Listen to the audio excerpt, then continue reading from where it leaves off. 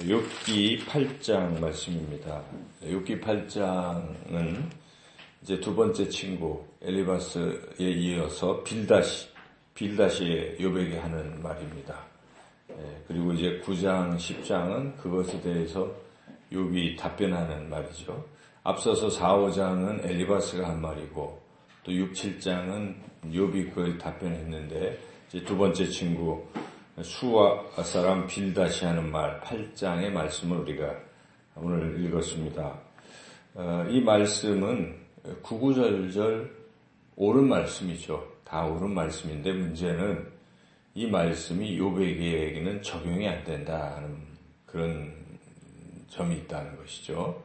지금 여기에 특별히 우리가 이 7절은 우리 많이 쓰는 말이죠. 7절 한번 읽어볼까요?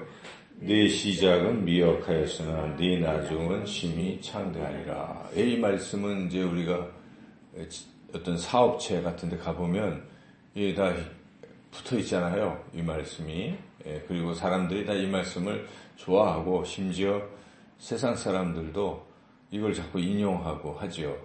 그런데 이제 이 말씀 자체는 빌닷을 통해서 하는 말씀이요. 또 이 말씀은 진리임에 틀림없습니다. 하나님을 믿는 사람들은 시작이 미약해도 나중은 심히 창대할 것이다. 이 말씀은 옳은 말씀이죠. 실제로 아브라함도 미약했지만 아무것도 없이 가나안 땅에 들어왔지만 그의 후손들이 또 계속 그렇게 창대해지고 하는 이런 것. 다윗도 아무것도 없는 그런 목동이었던 다윗이 위대한 사람으로 창대하게 되고 성경에 하나님의 사람들은 이와 같이 미약하지만 창대하게 되는 것 틀림없는 사실이죠. 진리입니다.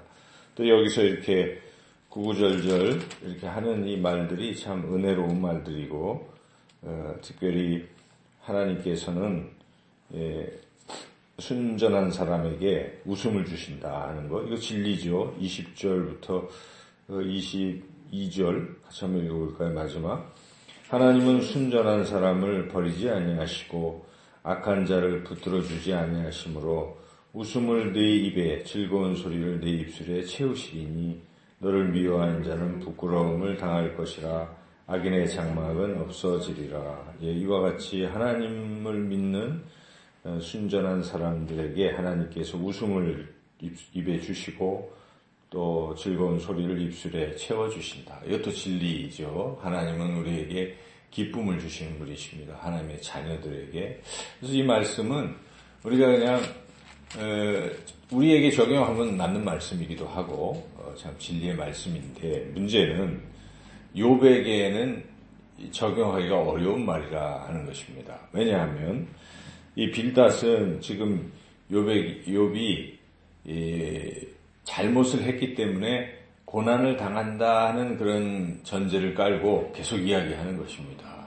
여기 예를 들면 4절에 보시면 네 자녀들이 주께 죄를 지었으므로 주께서 그들을 그 죄에 버려두셨나니. 그래서 욥의 그 10자녀가 죽은 것이 욥의 잘못 때문에 그렇다. 그들의 잘못 때문에 그렇다. 아니면 또 욥 자신의 잘못 때문에 그렇다. 이렇게 죄 때문에 그런 고난을 받게 되었다라고 지금 자꾸 이야기하고 있는 것이죠. 소위 인과응보의 그런 논리를 이 빌닷도 계속 펼치고 있는 것이죠.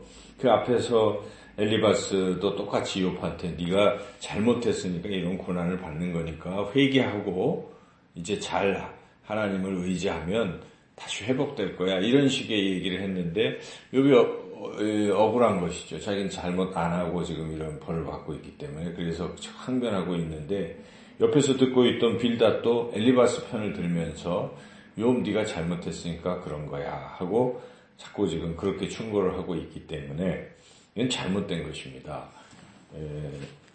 말은 구구절절 옳지만 그 사람의 형편과 사정을 올바르게 모르고 하는 것은 잘못된 것이라는 것을 우리가 알아야 합니다. 그것은 하나님께서 그렇게 말씀하셨기 때문입니다.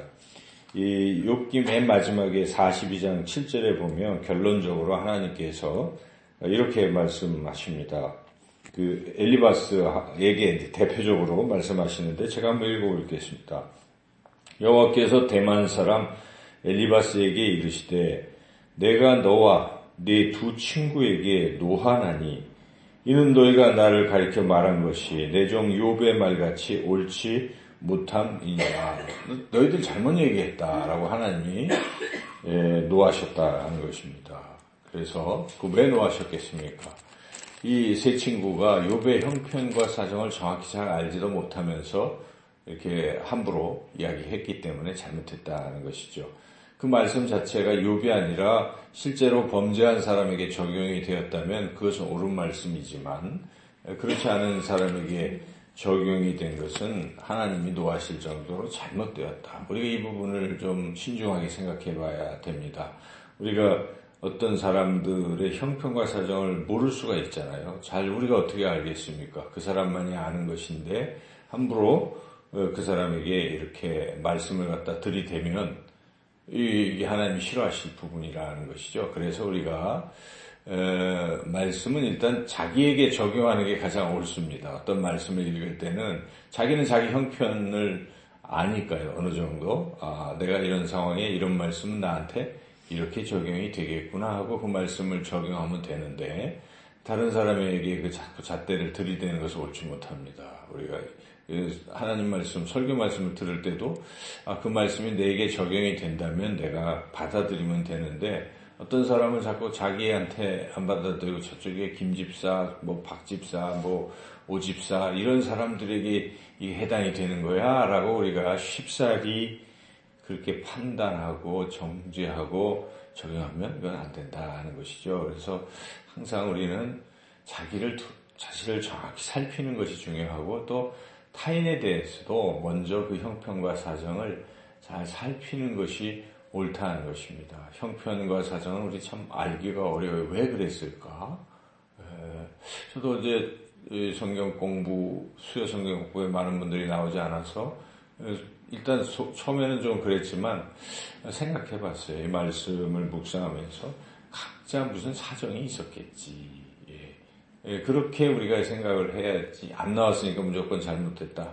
이런 것은 좀 옳지 못하다는 생각을 했습니다. 그래서 우리가 이렇게 신앙생활 하면서 어떤 결과를 볼 때에 왜 그런지에 대해서 잘 모르는 부분들이 많기 때문에 오히려 우리는 기도해야 할 것입니다. 하나님, 그분의 형편과 사정을 저는 모르지만 하나님은 아시오니 그렇게 우리가 이제 기도를 해야 되겠고 자기에게는 자기가 냉철하게 자기를 판단해야 됩니다.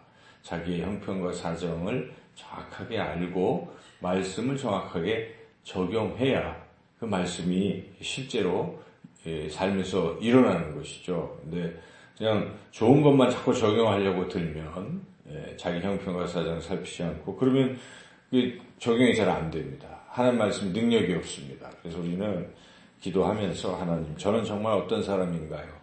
나는 누구인가요? 나의 상태는 어떤가요? 나의 영적 상태는 어떤가요?를 하나님께 여쭤보고 자기도 잘 판단해서 그 말씀에 맞게 항상 말씀을 적용하는 것이 옳다 하는 것을 오늘 교훈하고 있습니다.